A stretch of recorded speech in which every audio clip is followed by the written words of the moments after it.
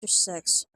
It was late afternoon when Franny went out back to where her father was patiently weeding the peas and beans. She had been a late child, and he was in his 60s now, white hair coming out from under the baseball cap he always wore. Her mother was in Portland shopping for white gloves. Fran's best childhood friend, Amy Lauder, was getting married early next month. She looked down at her dad's back for a peaceful moment, just loving him. At this time of the day, the light took on a special quality that she loved, a timeless quality that belonged only to that most fleeting main genius early summer. She could think of that particular tone of light in the middle of January, and it would make her heart ache fiercely. The light of an early summer afternoon as it slipped toward dark had so many good things wrapped up in it. Baseball at the Little League Park where Fred had always played third and batted cleanup. Watermelon, first corn, iced tea in chilled glasses, childhood. He cleared her throat a little. Need a hand? He turned and grinned. Hello, Fran. Caught me digging, didn't you? I guess I did. Is your mother back yet? He frowned vaguely, and then his face cleared. No, that's right. She just went, didn't she? Sure, put your hand if you want to. Don't forget to wash up afterward. A lady's hands proclaim her habits. Fran mocked lightly and snorted. Peter tried to look disapproving and did a poor job of it. She got down on the road next to him and began to weed. Sparrows were twittering, and there was a constant hum of traffic on US 1, less than a block from here. It hadn't reached the volume it would in July, when there would be a fatal accident every day between here and Kittery, but it was building. Peter told her about his day, and she responded with the right questions, nodding in places. Intent on his work, he wouldn't see her nods, but the corner of his eye would catch her shadow nodding. He was a machinist in a large Sanford auto parts firm, the largest auto firm north of Boston. He was 64 and about to start on his last year of work before retirement. A short year at that, because he had 4 weeks vacation time stockpiled, which he planned to take in September, after the Egypts went home. The retirement was much in his mind. He was trying not to look at it as a never-ending vacation, he told her, and he had enough friends in retirement now who had brought back the news that it wasn't like that at all. He didn't think he would be as bored as Harlan Enders or as shamefully poor as the Karens. There was poor Paul, hardly ever missed a day at work. At the shop. And yet, he and his wife had been forced to sell their house and move in with their daughter and her husband. Peter Goldsmith hadn't been content with Social Security. He had never trusted, even in the days before the system began to break down under recession, inflation, and the steadily increasing number of people in the books. There hadn't been many Democrats in Maine during the 30s and 40s, he told his listening daughter, but her grandfather had been one, and her grandfather had, by God, made one out of her father. And Uncle Cut's palmiest days. That had made the Goldsmiths pariahs of a kind, but his father had once saying as rock-ribbed as the stoniest Maine Republican's philosophy, "Put not your trust in the princes of this world, for they will break thee up, and so shall the governments even unto the end of the earth." Franny laughed. She loved it when her dad talked this way. It wasn't the way he talked often, because the woman that was his wife and mother would and had all but cut the tongue out of his head with the acid which could flow so quickly and freely from her own. You had to trust yourself, he continued, and let the princes of this world go along as best they could with the people who had elected them. Most times it wasn't very well, but that was okay. They deserted each other. Hard cash is the answer, he told Franny. Will Rogers said it was land, because that's the only thing they're not making any more of, but the same goes for gold and silver. A man who loves money is a bastard, someone to be hated. A man who can't take care of it is a fool. You don't hate him, but you gotta pity him. Fran wondered if he was thinking of poor Paul Karen, who had been his friend since before Fran herself was born and decided not to ask. At any rate, she didn't need him to tell her that he had socked away enough in the good years to keep them rolling. What he did tell her was that she had never been a burden to them, in good times or in bad, and he was proud to tell his friends he had sent her through school. What his money and her brains hadn't been able to take care of, he told them, she had done the old-fashioned way, by bending her back and shucking her buns, working and working hard if he wanted to cut through the country bullshit. Her mother didn't always understand that. Changes that come for women, whether the women always liked them or not, and it was hard for Carla to get through her head that Fran wasn't down there at UNH husband hunting. She sees Amy Lauder getting married, Peter said, and she thinks that should be my Fran. Amy's pretty, but when you put my Fran beside her, Lauder looks like an old dish with a crack in it. My mother has been using the old yardsticks all her life, and she can't change now, so if you and her scrape together a bit and make some sparks from time to time that like steel against flint, that's why.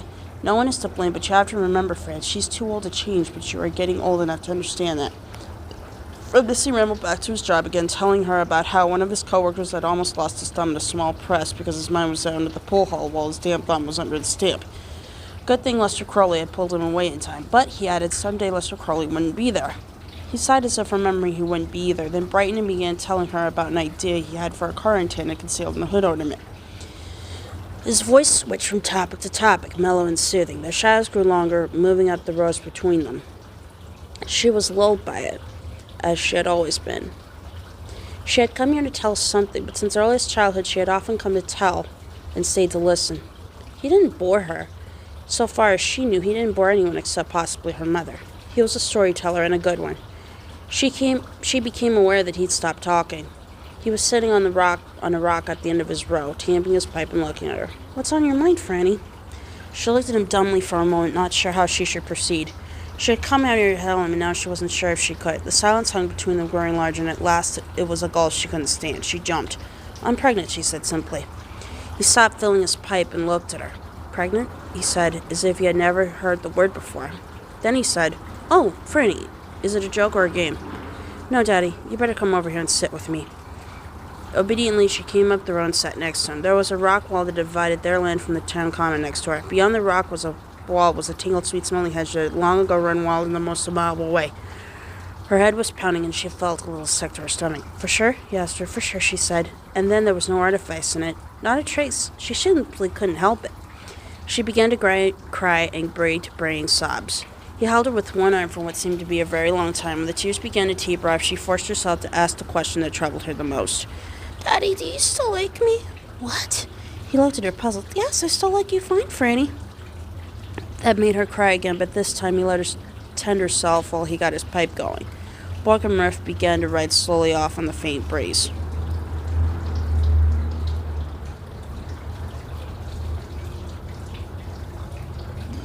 "Are you disappointed?" she asked. "I don't know. I never had a pregnant daughter before, and I'm not sure just how I should take it. Was it that, Jess?" She nodded. "You told him?" She nodded again. "What did he say?" "He said he would marry me or pay for an abortion." "Marriage or abortion?" Peter Goldsmith said and drew on his pipe. "He's a regular two-gun Sam."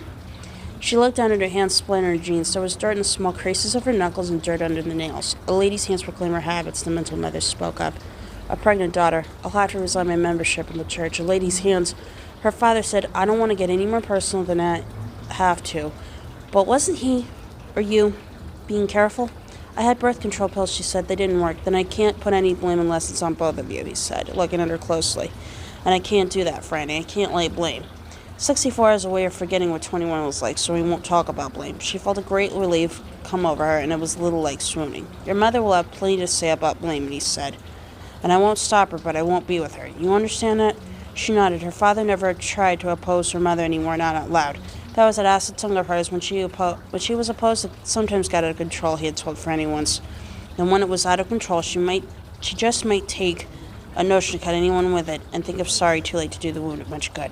Franny had an idea that her father might have faced a choice many years ago. Continued opposition resulting in divorce or surrender. He chose the latter, but on his own terms.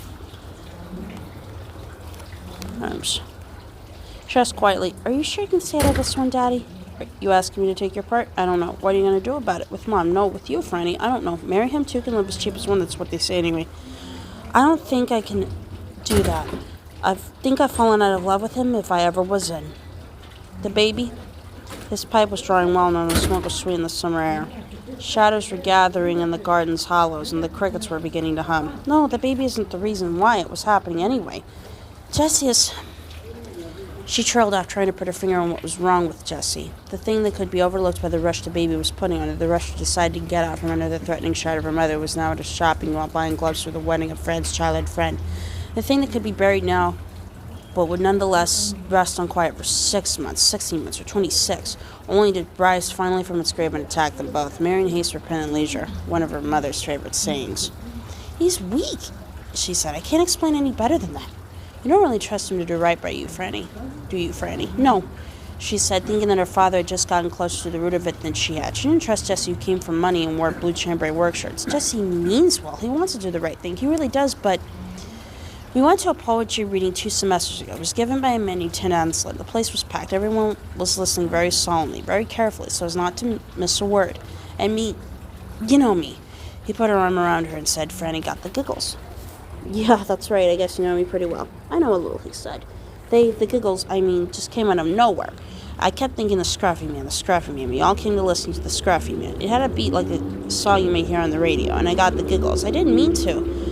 It really didn't have anything to do with Mr. Anson's poetry. It was pretty good, even with the way he looked. It was the way they were looking at him. She glanced at her father to see how he was taking this. He simply nodded for her to go on. Anyway, I had to get out of there. I really had to. But Jesse was furious with me, and I'm sure he had a right to be mad. It was a childish thing to do, a childish way to feel, I'm sure. But that's the way I often am. Not always. I can get a job done. Yes, you can, but sometimes King Laugh knocks, and you're one of those people who can't keep him out, Peter said. I guess I must be. Anyway, Jess isn't one of those people, and if we were married, he'd keep coming home to that unwanted guest that I had let in. Not every day, but often enough to make him mad. And then I'd try, and I guess you'd be unhappy, Peter said, hugging her tighter against his side. I guess I would, she said. Don't let your mother change your mind, then. She closed her eyes, her relief even greater this time. He had understood by some miracle. What do you think of me getting an abortion, she asked after a while. My guess is that's really what you wanted to talk about. She looked at him, startled. He looked back, half quizzical, half smiling, one bushy eyebrow, the left cocked. Yet the overall impression she took from him was one of great gravity. Maybe that's true, she said slowly. Listen.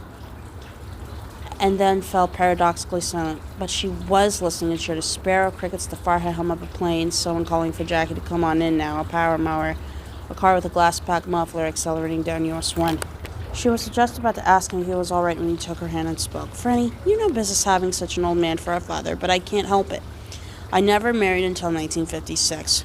He looked at her thoughtfully in the dusk light. Carla was different in those days. She was, hellfire. She was in herself for one thing. She didn't change until your brother Freddie died. Until then, she was young. She stopped growing after Freddie died. You must think I'm talking against your mother, Franny, even if it sounds a little like I am. But it seems to me that Carla stopped growing after Freddie died. She slapped 3 coats of liqueur and one quick dry cement on her way of looking at things and called it good. Now she's like a garden in a museum. If she sees anyone tampering with the ideas on display there, she gives them a lot of look out below. But she wasn't always like that. You'll just have to take my word for it. But she wasn't. What was she like, Daddy?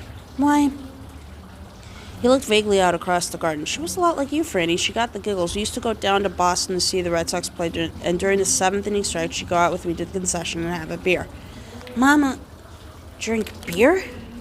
Yes, she did, and she'd spend most of the 9th in the ladies and come out cussing me out for making her miss the best part of the game when all the time it was she telling me to go on down to the concession stand and get 'em. Franny tried to imagine her mother with a cup of Narragansett beer in one hand, looking up at her father and laughing like a girl on a date. She simply couldn't do it. She never kindled, he said, bemused. We went to a doctor, she and I, to see which of us was wrong. The doctor said neither one. Then in 60, there came your brother, Fred. She just about loved that boy to death, Fran. Fran was her father's name, you know. She had a miscarriage in 65, and we both figured that was the end of it. But she came along at 69, a month early, but just fine, and I just about loved you to death. We each had one of our own, but she lost hers. He fell silent, brooding. Fred Goldsmith died in 1973. He was 13, Franny 4. The man who hid Fred had been drunk. He had a long list of traffic violations, including speeding, driving so as to endanger, and driving under the influence. Fred had lived 7 days. I think abortion's too clean a name for it, Pierre Goldsmith said. His lips moved slowly over each word as if he painted. I think it's infanticide, pure and simple. I'm sorry to say so, to be so inflexible, sad, whatever it is, and being about something which you now have to consider, if only because the law says you may consider it. I told you I was an old man. You're not old, Daddy, she murmured. I am, he said roughly. He looked suddenly distraught. I'm an old man trying to give a young daughter advice, and it's like a monkey trying to teach table manners to a bear. A drunk driver took my son's life 17 years ago, and my wife has never been the same since. I've always seen the question of abortion in terms of Fred. I seem to be helpless to see it any other way, just as helpless as you were to stop your giggles when they came on you at the poetry reading. Franny, your mother would argue against it for all the standard reasons. Morality, she'd say, a morality that goes back 2,000 years, the right to life. All our modern morality is based on that idea. I've read the philosophers. I range up and down them like a housewife with a dividend check at the Sears and Roebuck store. My mother sticks with the Reader's Digest, but it's me that ends up arguing for feeling and her from the codes of morality. I just see Fred. He was destroyed inside. There was no chance for him. These right-to-life biddies hold up their pictures of babies drowned in salt and arms and legs scraped out into a steel table. So what? The end of a life is never pretty. I just see Fred lying in that bed for 7 days. Everything that was ruined pasted over with bandages. Life is cheap. Abortion makes it cheaper. I read more than she does, but she is the one who ends up making more sense on this one. What we do and what we think, those rights are so often based on arbitrary judgments when they think they are right. And they are right. I can't get over that. It's like a block in my throat, how all true logic seems to proceed from irrationality, from faith. I am not making much sense, am I? I don't want an abortion, she said quietly. For my own reasons. What are they? The baby is partly me, she said, lifting her chin slightly. If that's ego, I don't care. Will you give it up, Franny? No. Do you want to? No, I want to keep it. He was silent. She thought she felt his disapproval. You're thinking of school, aren't you? She asked. No, he said, standing up. He put his hands in the small of his back and grimaced pleasurably as his spine crackled. I was thinking we talked enough, and that you don't have to make that decision just yet. Momsome, she said. He turned to follow her gaze as the station wagon turned into the drive, the chrome winking on the day's last light. Carla saw them, beat the horn, and waved cheerily. I have to tell her, Franny said. Yes, but give it a day or two, Franny. All right.